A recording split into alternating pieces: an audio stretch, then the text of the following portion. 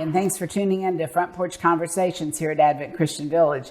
We're at the Harmony Center this morning, and I would like to introduce our guests to you, Jack and Barbara Dixon. Welcome so much for coming and sitting down with me to chat. Thank you. Thank you for having us. Yes. Good. Well, I want us to have you tell us about your life in 30 minutes or less, both of you. Can you do that, Jack? Oh, he can. Okay, we better get started. I could do that. When we moved here, the first thing I said to you, I think at one time, was, do you really put something in the water here to make you forget? And you laughed. We got here in kind of a strange way. God, he's the guy that brought us here.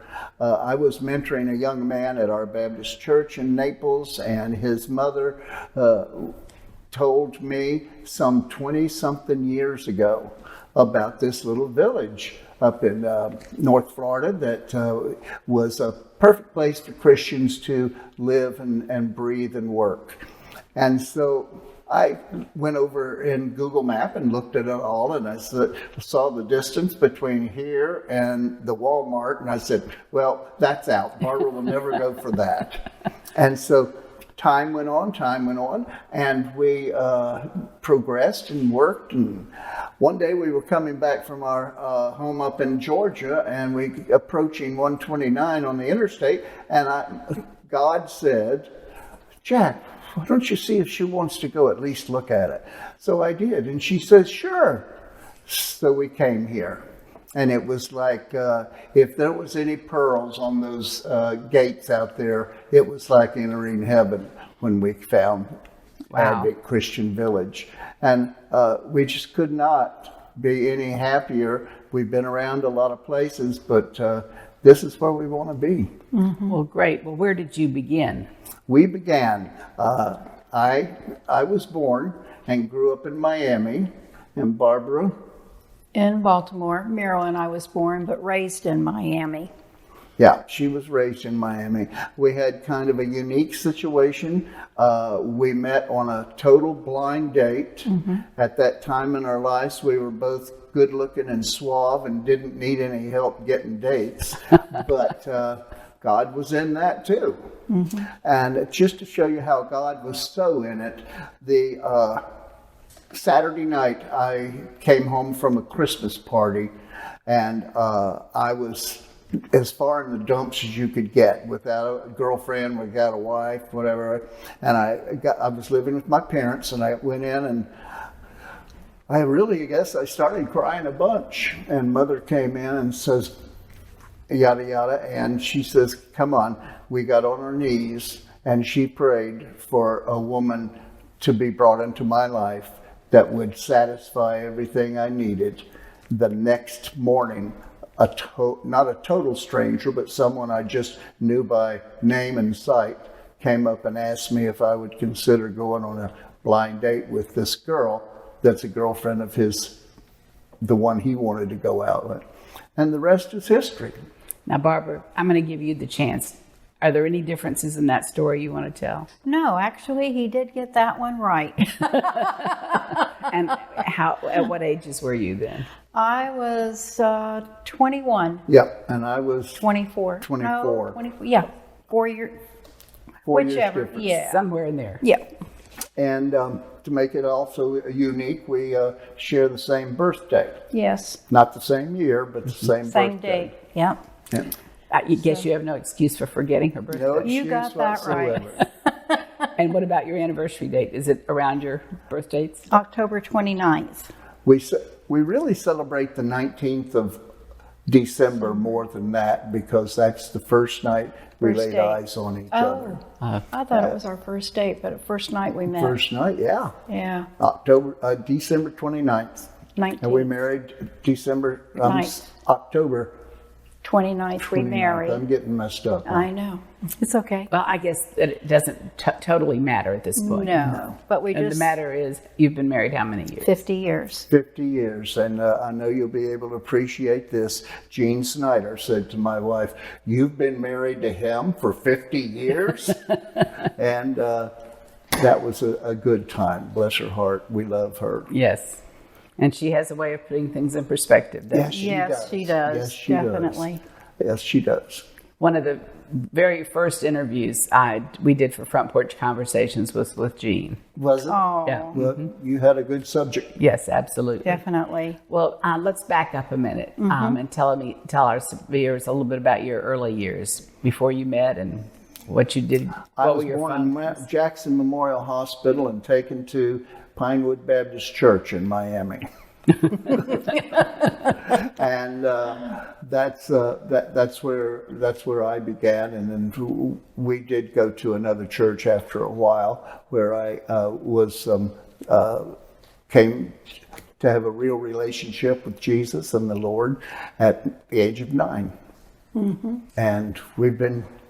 There was a time in the 3 years, sometime that I got away from God, but guess who brought me back? My dear wife. Barbara, what about you? I was born in a naval hospital in Baltimore, Maryland, and I was raised in Miami and lived at my grandmother's house. And my father was in the service, so we hardly ever saw him, but my mom, we all lived together, and that's where I was raised. So. And how did you get across Alligator Alley to Naples, or why? Oh, that was an easy one. My parents. Yeah. I'm sorry. I said, oh, yes. My parents started visiting Naples in 1940, when it was about the size of Dowling Park. And of course, when us kids came along, that didn't stop them from wanting to go fishing. And so it was our second home. It was only about an hour and a half. Daddy'd get home from work, Mother'd have everything all ready. He'd shower, we'd jump in the car and be in Naples in an hour and a half. And I knew from the first that I went there that I wanted to live in Naples. Here again, God opened the doors. I was working with Florida Power and Light.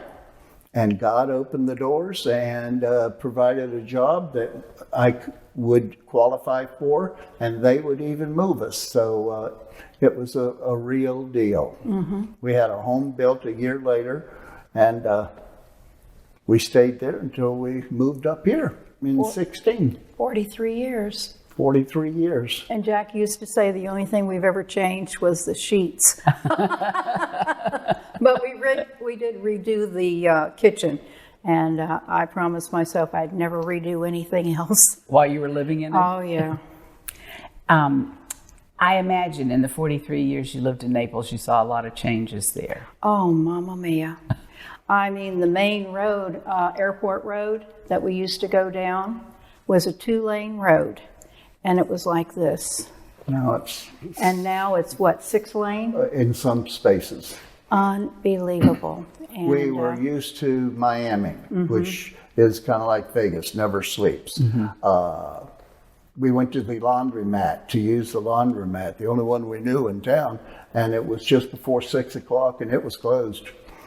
Same with the grocery stores. The old saying, they roll the sidewalks up, well, that's pertained to Naples. We saw a lot of change. Oh, major a lot of change. good change, a lot we didn't agree with, but it provided us with an opportunity to work and play and be here today.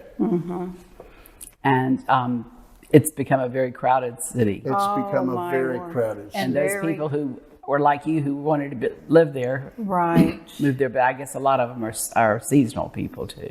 Yes, a lot Absolutely. Yeah. And they keep coming and coming and coming. Yes.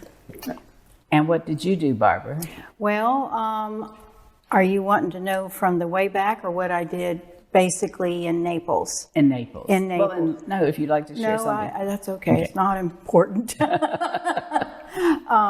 In Naples, I think, let's see, what was my first bank. job? Started working at Naples Federal, and I worked there for 8 years and decided I wanted to have our own business. So I started a company called Naples Office Products. And I was going to be the one that went around and introduced myself and told them that we had supplies for sale, because I think we only had one other place that had office supplies. And then I was offered to buy a rubber stamp company. And I said, a rubber stamp company? He says, yeah. He says, you can make a good living at it. Well, he sure did smooth the way. So my accountant said, you better watch out for that one. But I says, no, I really want it. No down payment, pay it by the month. And anyway, it provided us in the long run to be able to retire because we sold it.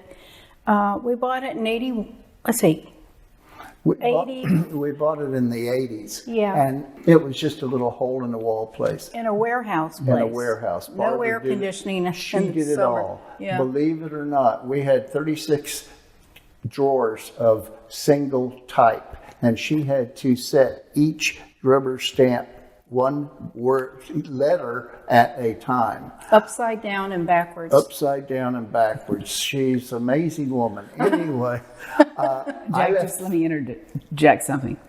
Did you learn to read that way too? Negative. I can't even envision, doing that and thinking about, is that right or not? she can read upside down. Yeah, the But funny, not backwards. not backwards. But well, I could because I was sitting there. I was trying to sell the city of Naples some office supplies, and the guy had some paperwork on the desk, and he was reviewing some things, and I just kind of glanced down there and just was able to read it, and I'm going, I don't believe I'm doing this.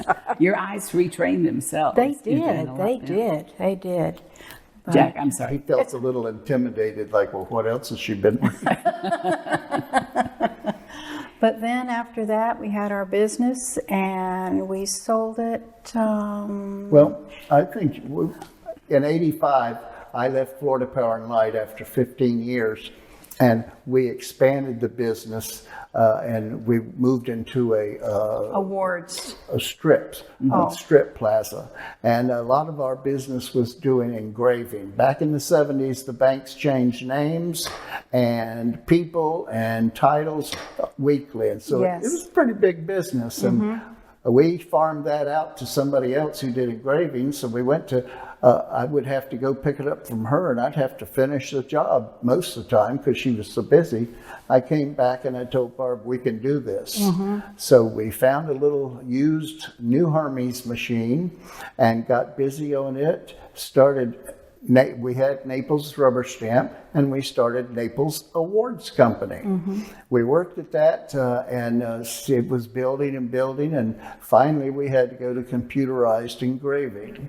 As opposed to hiring an As employee. opposed to hiring another employee. I could program that sucker and it'd walk away and do other things. We sold the business in 88. And our accountant told us, well, you'll never, he says, well, what do you want for the business? We told him. He goes, well, you'll never get that amount. But, and we got exactly that amount, maybe $5 more, I don't know. But God blessed us there as well. Yes. We decided we would travel. We left town with our 32-foot Holiday Rambler, and we traveled for 2 months. We ran out of money.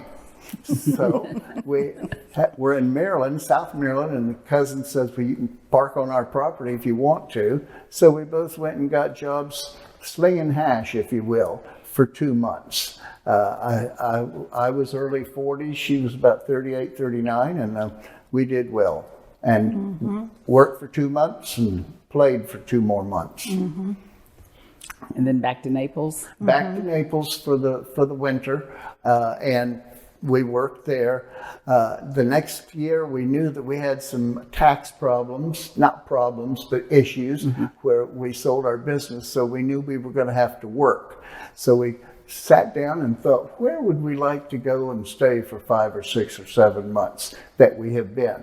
And we came up with Dollywood, with Pigeon Forge, which was a thriving little town, so much bigger now than it was then. We both got jobs. In fact, I was a bartender there at a non-alcoholic bar and Dollywood's and Dolly Parton's Stampede, and that was a lot of fun. We came on back home and worked, and we knew that this play and work time was not. God hadn't blessed us yet with that, so we planned a 4-month trip, nonstop, no working. Out to the West Coast and all around and back down to Naples and Up into Canada. up into Canada, yeah. And we came home, and got real jobs. Yeah. That you kept for a while, right? Yes, both of us working at the local hospital. And Jack, what did you do there? I was the first paid donor recruiter in the community blood center. I was an avid blood donor and started a group account in Miami with Florida Paralight before I left. And when I got over to Naples, they, everybody, they didn't have one. They didn't do it. They weren't good at it. So I said, well, you guys need to organize. We'll organize. And I set up their account and got to be real good friends with all the girls in the blood center.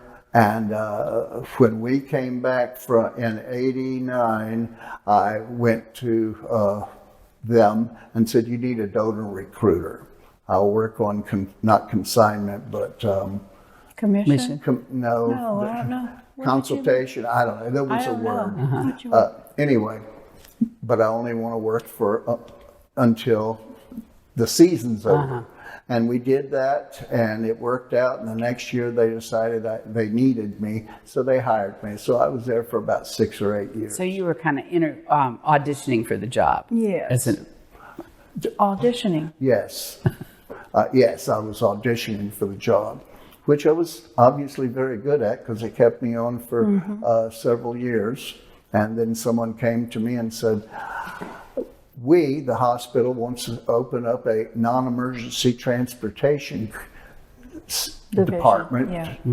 And it was very much like our med transport. He says, here's the keys to 4 vehicles, and we need to build it. So I did. I had a lot of contacts in town.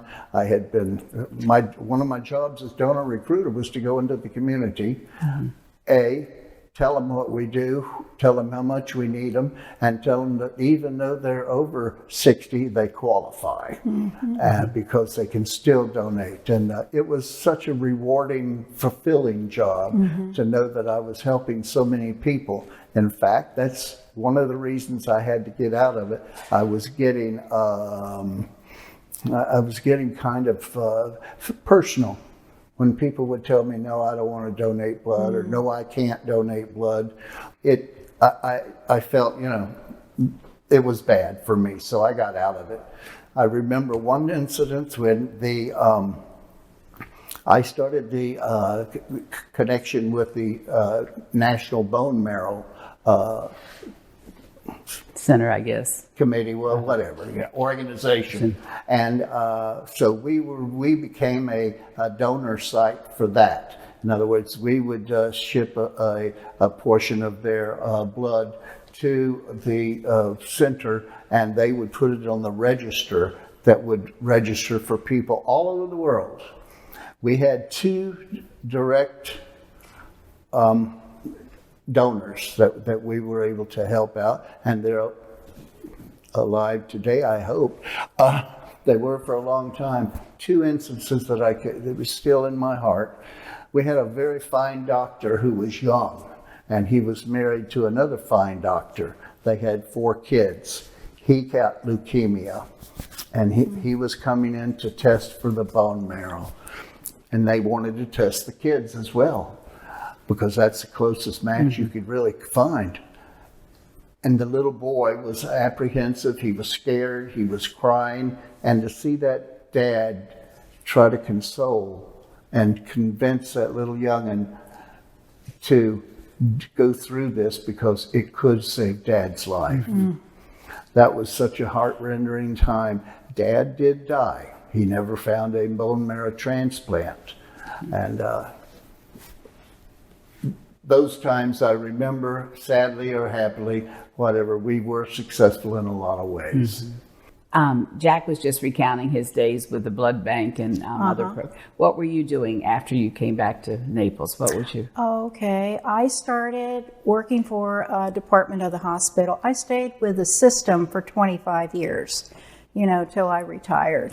And it gave me a lot of experience, but I started at the nurses registry. And what we would do is hire people who wanted to work part-time in different departments that were needed, and we would get them hired and then send them to wherever a supervisor would call and say, we need so many people to accommodate da-da-da-da-da. Then I left there and went to work for administration as a receptionist secretary. I love that, but sometimes you hear too many things. So that lasted about a year and a half. I just didn't want to go any further with it. And I got into the Briggs Health Resource Center. They didn't make money, but they provided a lot of services for the community. I think I started there in about 96. And then in 2000, our director walked back in from going to a meeting that said, we're closed down. God, that still gives me chills. They closed us down. Everything. 13 people without a job. And we There were it goes both again. in that department by Yes, that time. yes. And she couldn't even look us in the eye. She felt so bad, and really never heard from her again, which is, she just had a hard time. We all had a hard time. And so I chose to stay with the system. Jack chose to go a different route. And then I kept going from department to department because I knew it wasn't my niche. I said, I will find it. And worked for... Well, early on, you said you knew about the village for many years. What was the impetus for finally becoming residents? What made that happen for you? Oh, okay. We knew we had to leave Naples as retirees because we couldn't afford to live there. Right. We had a very nice home in a very nice area, a mile and a quarter from the Gulf, and taxes and insurance was crazy. So we looked around the state and found several places, and then, as I said, we came by here, and the Lord answered the prayer. This was an answer to our prayer.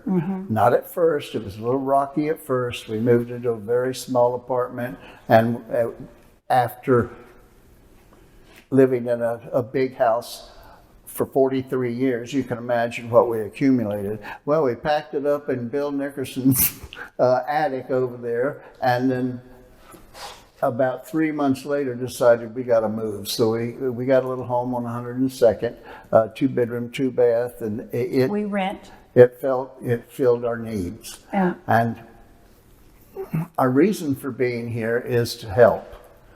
Barbara and I never had children, and we know now why. God was saving us because we took her grandmother, her father, her stepmother, her mom, and your mom, and my parents. We took them to the grave and did everything we could in the medium to maintain them.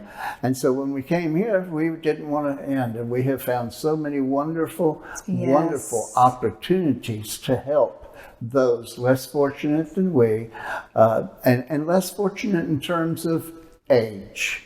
I do a lot of taking people to the doctors and hospitals and that sort of thing. I drive the shuttle. I drive the ride about. It's just a great place if you are a servant of God to help. And we're going to be there someday.